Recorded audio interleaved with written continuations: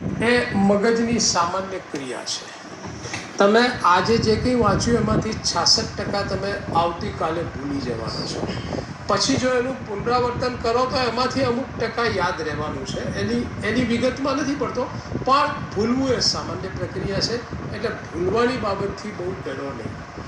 બીજી મહત્ત્વની વસ્તુ એ છે કે તમે જે કંઈ વાંચ્યું છે એ તમારા જાગ્રત સભાનમાંથી તમારા અર્ધ જાગ્રત અવચેતન મનની અંદર ઉતરી ગયું જ છે. એની પ્રિન્ટ છે અને તમે યાદ નથી આવતું એ માની જો ગભરાટ નહીં રાખો. માનસિક રીતે જો હળવાફૂલ રહેશો તો એક એસોસિએશન તમારું વર્તમાન સાથે એ મગજના અંતરાલ સાથે સધાશે. તો જ્યારે તમે લખવાનું શરૂ કરશો ત્યારે આપોઆપ તમને એક વખત ચિંતા તણાવ દૂર કરીને લખવાનું શરૂ કરો તો અંદરથી આપોઆપ પડ ના પડ ઉલેચાય એમ તમને પેન ચાલવા માંડવાની છે, યાદ આવવાનું જ છે.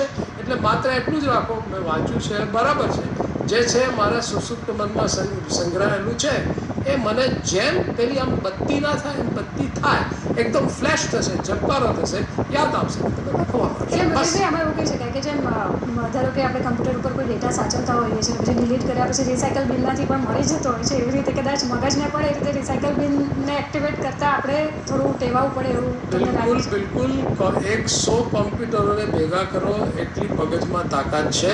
મગજમાં આવા અસંખ્ય રિસાયકલ બિનના સ્તર છે અને તમે જો સ્વસ્થતા રાખશો તો ચોક્કસ તમને ઝબકારો થશે અને યાદ આવવાનું જ છે. આત્મશ્રદ્ધા રાખો, ચિંતા નહીં. કિરીટભાઈ